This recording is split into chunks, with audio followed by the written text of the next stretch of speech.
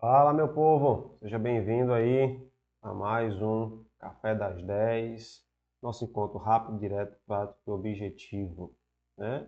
E o café dessa semana, nós temos aqui em nosso grupo, né, um novo integrante, o professor Aristóteles.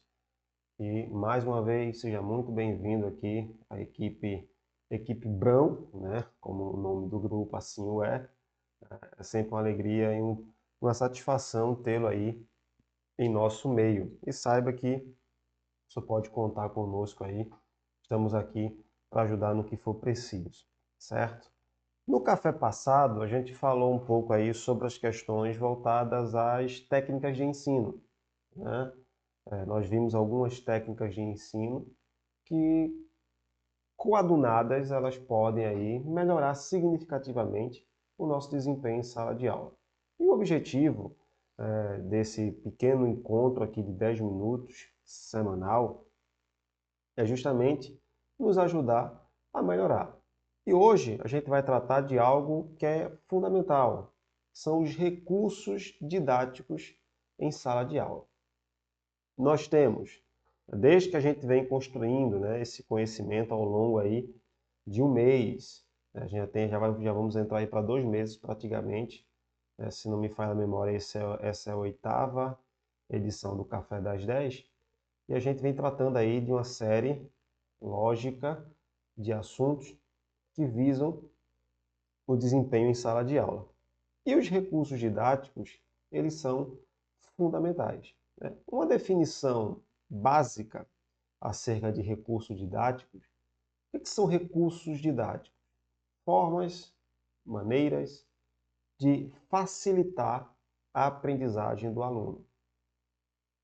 Uma definição bem chula, né, para a gente evitar termos técnicos e palavras em pirotecnias. Não precisa. É simples. Um estudo de caso é um recurso didático. Tá? Um exercício, que é o mais utilizado, é um recurso didático. Uma aula de campo é um recurso didático. Só que a questão não é sabermos o que é ou o que são os recursos didáticos. A questão é como e quando utilizá-los. E aí nós precisamos voltar a nossa atenção para o processo de aprendizagem. Por quê? O processo de aprendizagem ele tem uma característica que você está vendo aí. Ó. É essencialmente dinâmico. Por isso que quando nós entramos em sala de aula, nós temos uma clareza daquilo que vamos falar. Nós temos uma perspectiva daquilo que vamos falar. Se iremos falar aquilo ou não, vai depender do dinamismo da sala de aula. Vai depender do ambiente da sala de aula, da dinâmica da turma A, da turma B ou da turma C. E eu já disse aqui, muitas vezes o mesmo assunto em duas turmas, numa turma A você consegue dar 4 tópicos, numa turma B você só vai dar 2 tópicos por conta da dinâmica e da cultura daquela turma. E se você insistir em querer dar os 4 porque você conseguiu dar 4 tópicos na turma A e você vai querer forçar a barra com a turma B, você vai arrumar uma confusão, porque o ritmo deles é diferente. E isso vai do tato, da percepção do professor. Os recursos eles têm que ser significativos, tá? E assim, os recursos eles não visam, e aqui é bom deixar claro, eles não visam materializar a oralidade do professor. Eles não visam materializar o que eu estou explicando. O objetivo fim dos recursos didáticos é facilitar a aprendizagem do aluno, desenvolvendo os sentidos cognitivos dele de tal forma que eles consigam, primeiro, fazer analogias do real com o imaginário e trazer a ligação de como será a execução prática quando eles estiverem no mercado.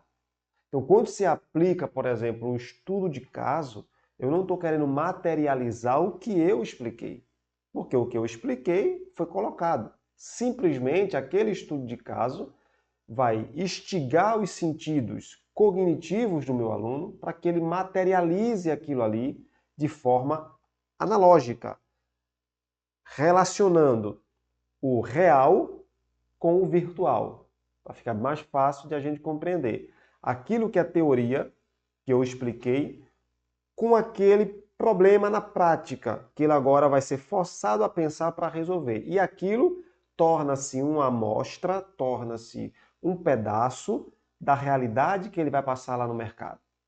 Mas aí eu vou passar estudo de caso toda a aula? Não faz sentido.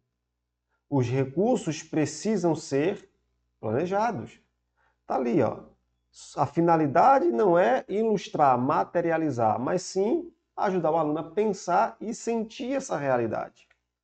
E aí eu tenho a principal função desses recursos é auxiliar o aluno a pensar.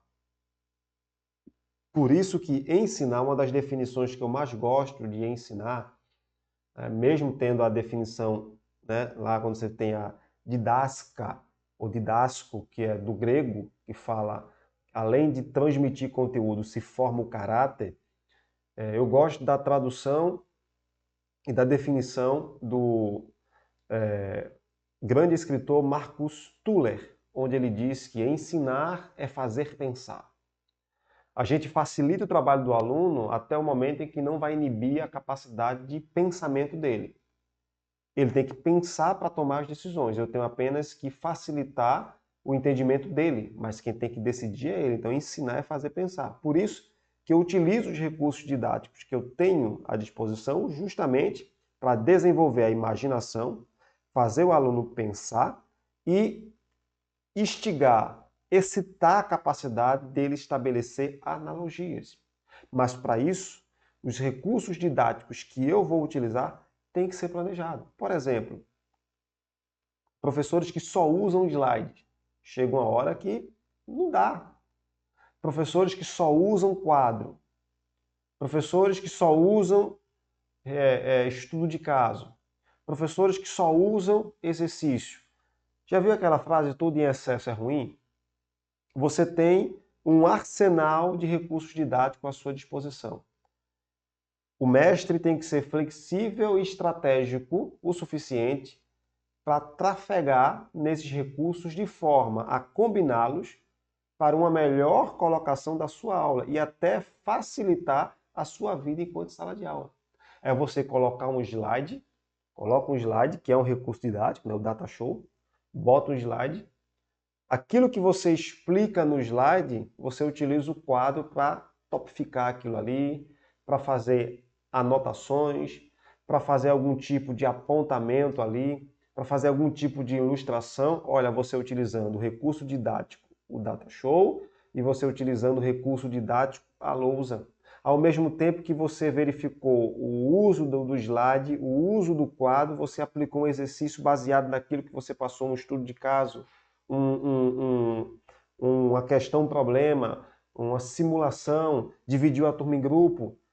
A questão não é saber os recursos que você tem, é incluí-los no seu planejamento de aula. Aquilo que a gente viu há 2 semanas atrás.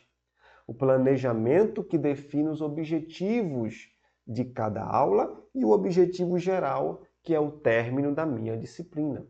Por isso que dar aula, né, ministrar aulas, não é chegar numa sala e simplesmente abrir a boca e você falar. Existem mecanismos que têm que ser movimentados, prismas que têm que ser movimentados, peças-chaves que têm que ser movimentados. E se tem um lugar onde um recurso didático que pouco é visto, mas está incluído na utilização diária de um professor, é a gestão de pessoas. Você precisa aprender a usar esse recurso ao seu favor e ao favor da turma. O professor em sala, ele é líder. Todo líder sabe lidar, gerenciar pessoas, tratar conflitos, encurtar barreiras, aproximar pessoas, motivar incentivando gente.